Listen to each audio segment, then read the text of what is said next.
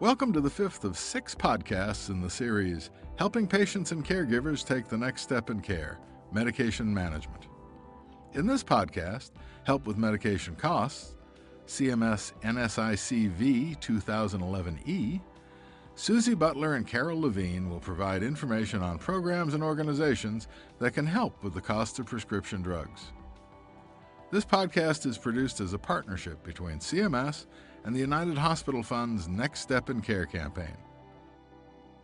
So I always remember the money part when it comes to buying medicines. My mom is covered by Medicare Part D, while others who live in her facility have coverage through former employers, like the Federal Employee Health Benefit, the Veterans Administration, and Medicaid. In many ways, Medicare Part D is considered the standard to which other drug coverage is compared. But even though all the Medicare Part D drug plans meet certain standards, there are lots of different plans. Costs vary, and some may meet your needs better than others. That's why Medicare developed the Prescription Drug Plan Finder to help people shop for Part D plans.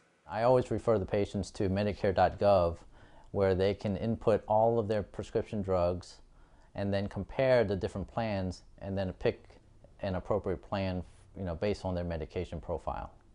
Do you remember when we started, maybe 6 months or so before you came here, we started looking at what's the best way to pay for your prescription drugs? Do you remember? And we talked about it, and I got the computer out, and you looked at it. Do you remember what you said? I can't use one of those. That's exactly right. But you sat down with me, and we pulled up the prescription plan finder on Medicare.gov, and we looked at what's the best prices for the medicines you're taking. But we went to the plan finder, and what we did was put in all of your medications, and then we asked it to tell us what's the best program to pay for those medications to save money, because you were concerned about that.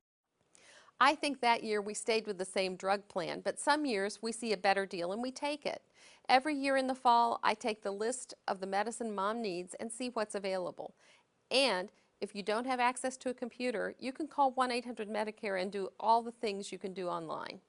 Many people with Medicare don't realize that they can apply for extra help with their Medicare prescription drug plan cost. Applications are available from Social Security or your state Medicaid program.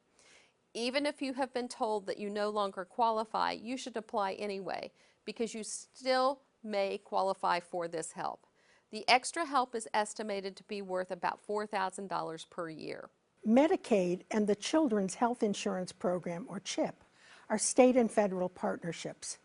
Medicaid is available only to certain low-income individuals and families who fit into an eligibility group that is recognized by federal and state law. If you qualify for Medicare and Medicaid, those programs work together.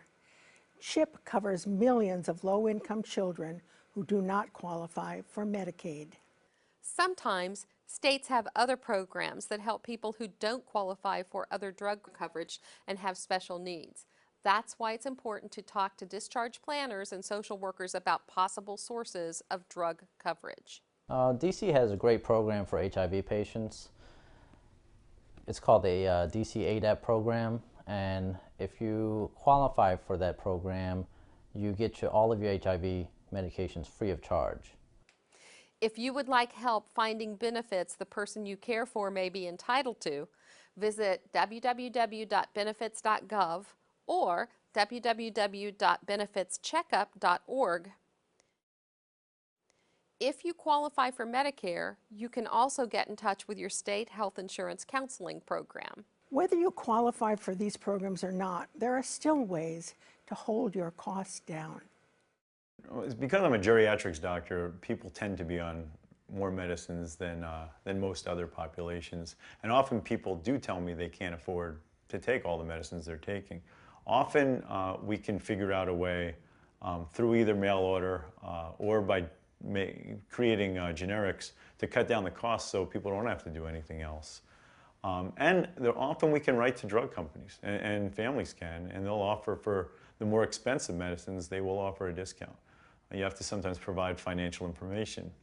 That's something families can easily do, and the drug companies have been good about that, by and large.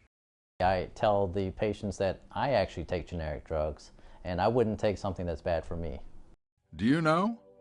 What tools are available to help someone who's entitled to Medicare Part D pick a drug plan? Where can you find out about other programs and benefits that may be available?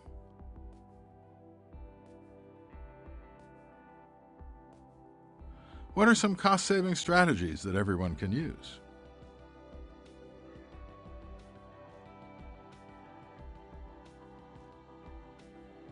Thank you for listening to this CMS podcast. You may also be interested in the other podcasts in the Next Step in Care series: Medication Risks During Transitions in Care, Medication Reconciliation, Medication Management, Monitoring Compliance, and Caregivers and Medication Management. The information you heard was correct as of the date it was recorded, July 28, 2011. This podcast isn't a legal document. Official Medicare program legal guidance is contained in the relevant statutes, regulations, and rulings. Thanks for listening.